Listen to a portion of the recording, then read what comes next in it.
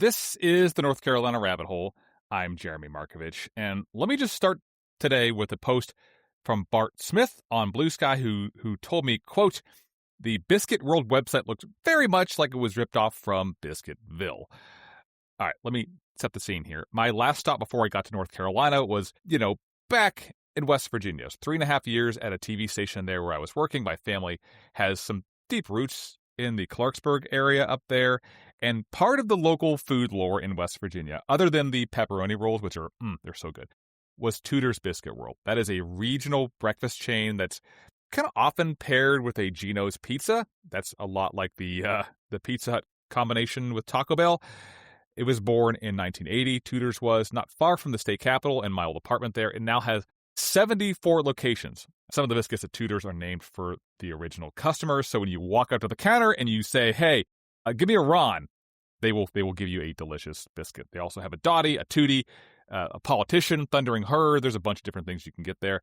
And now somebody like me, who is very familiar with West Virginia, all of West Virginia, my heart grows a little bit whenever the timing is right for me and my family to stop at a Tudor's when we're driving up to Ohio. That maybe is the cholesterol talking, but still, I love Tudor's. Biscuitville, which we'll get back into the Biscuitville side of things, is very much a North Carolina thing, right? They're mostly around the Triad area, like Greensboro, Winston-Salem, Burlington, that kind of area. And also very, very much beloved. You might be looking at the websites right now. I hope you're not, because I'll just go ahead and tell you, I don't actually think they're a lot alike, right? Like, they have the luscious biscuit photography, but, they're just websites. They have different color schemes, like, whatever. But they do have a much deeper connection. Tudor's may have been born in West Virginia, but I'm here to tell you, it was very much conceived in North Carolina.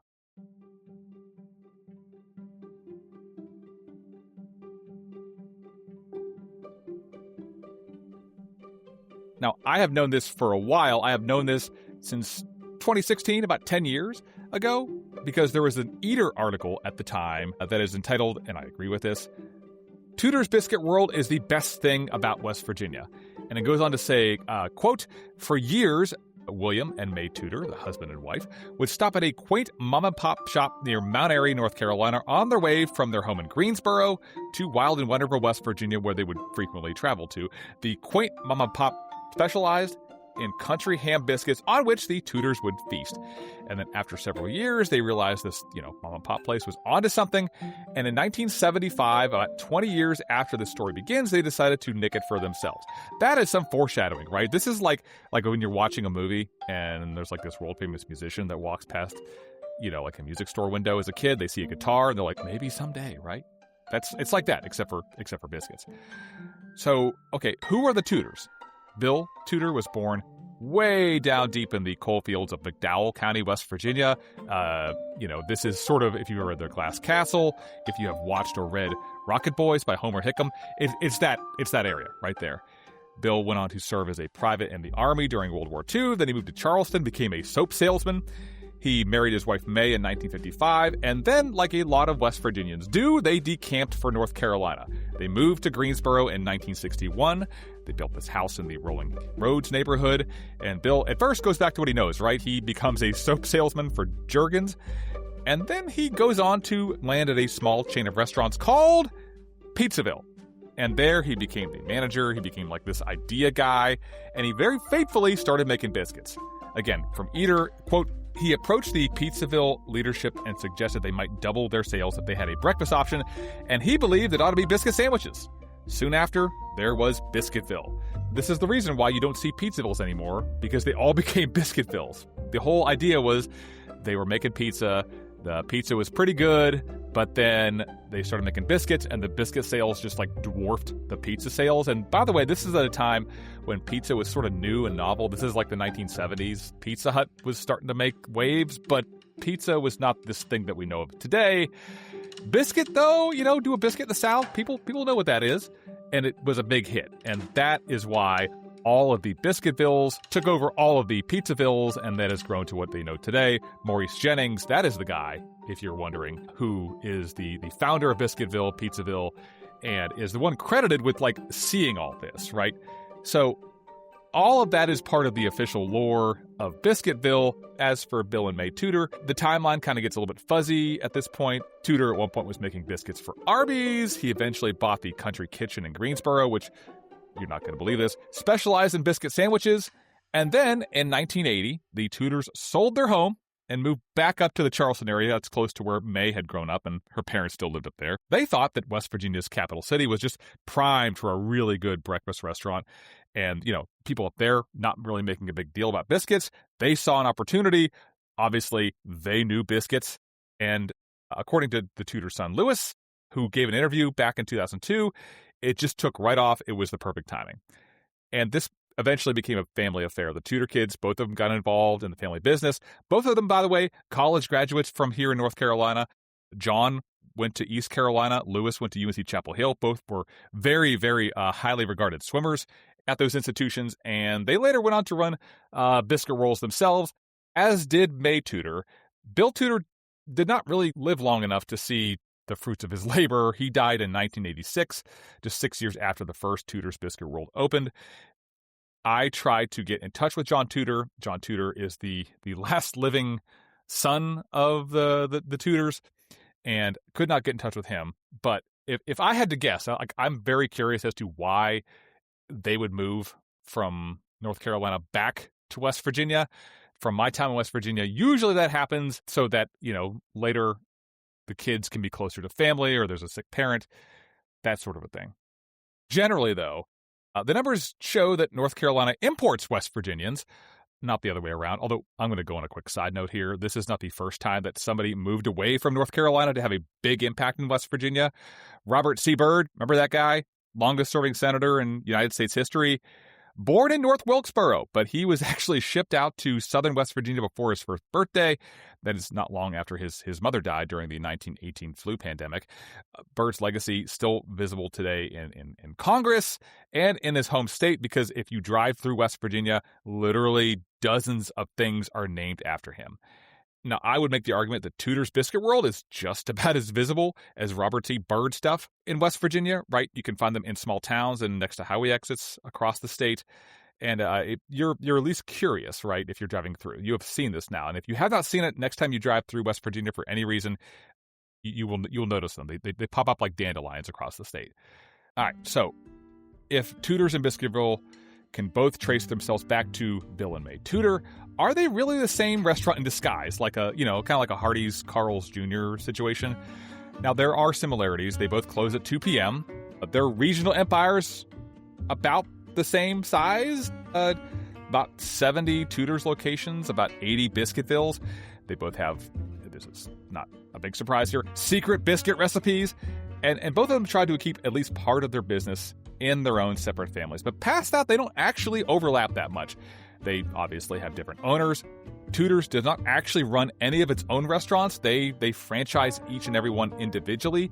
Biscuitville, though, you cannot get a Biscuitville franchise. Corporate runs every single location. And Biscuitville, a little bit more modern. They have online ordering now. They have a biscuit theater, which they've had for a while, but Bojangles copied, let's just say copied from Biscuitville. It's, like this window where you can watch the biscuit makers doing their thing. Tudor's not quite as modern. They look like they were, a lot of them look like they were in converted barns. They're not really actually converted barns, but they look like it. They have that look to them. And they do a lot of stuff like the ordering by hand. Now, they also do not actually geographically overlap. Most Tudor's locations are in West Virginia. There's some more in Ohio and Kentucky. There's one in Panama City, Florida for some reason. Biscuitville has its heaviest presence in the Triad area. This is where it was born, but the rest are spread out around South Carolina and Virginia. The only Tudor's in Biscuitville territory was in Roanoke, Virginia, and it closed more than a decade ago. Now, it's also, again, like I said, kind of hard to find a direct connection. Biscuitville lore officially only mentions Maurice Jennings. It does not mention the Tudors, and Bill and May do not come up in any old, Pizzaville or Biscuitville stories, but Pizzaville and Biscuitville, or at least Pizzaville, I should say, is mentioned in their obituaries. So, kind of amazing that the same person is behind not one but two beloved regional fast food chains. But the other thing, I'm just kind of in awe of the fact that Greensboro is responsible for not 2, but 3 fast food chains that are like very regional, very like, hold some kind of local cultural currency. Because Greensboro, if you don't know, I'll remind you, was the birthplace of Cookout. I don't know if the Tudors and Morris Reeves, who founded Cookout, overlapped, but same deal. They're all Greensboro. All roads lead to Greensboro. Now, I don't think this origin story between Biscuitville and Tudor's Biscuit World is the reason why these places have persisted over the last 50-ish years. That's probably because of the biscuits. But there is one mystery that remains here, and if you know the answer to this, then you should just tell me. What mom-and-pop biscuit joint near Mount Airy was the one that set all of this into motion? Now, there are only a couple of clues here, right? This all happened a long time ago. The Tudors would have stopped at this place sometime between, let's say, 1961, when they moved to Greensboro, and the mid-1970s, when they came up with the biscuit sandwich restaurant idea. It probably would have been somewhere off of Highway 52, which is the route north to West Virginia before I-77 was finished. So I went through, I looked for a list of suspects. That list comes from the 1974 Surrey County phone book. There are a bunch of restaurants in there, a couple dozen. It's not an unmanageable list. There's the Bluebird Cafe on North Main. There's the Dixie's Sandwich Shop. There's the Gaston's Drive-In. That's in Pilot Mountain, though. I'm not going to read them all to you, but there are a bunch of places in here that you can see. I don't know Mount Airy like some of y'all do. Maybe some of you old-timers know which places were family-owned country ham biscuit joints, but there is one place that jumps off of the page to me for a very specific reason, and that place is Snappy Lunch. Now, that place is much more famous for 2 other things. 1, the pork chop sandwich is like fantastic, and 2, it is the only existing business in Mount Airy that was ever mentioned by name over the entire 8-season run of the Andy Griffith Show, right? This is, people in Mount Airy love to talk about this. They love Snappy Lunch. But there is another thing you should know, which is the Snappy Lunch open for breakfast. The hours are pretty much identical to Biscuitville and Tudor's, 6 a.m. to 2 p.m., and they do country ham biscuits. So, did Snappy Lunch inspire both some lore from Mayberry and 2 beloved biscuit chains? I do not know this for sure. All I can say is, I just want to say a thank you to all the people who made it possible for me to grab a quick and decent breakfast across several states. You might be fast food, but you slowly found a place in my heart, and also probably my arteries.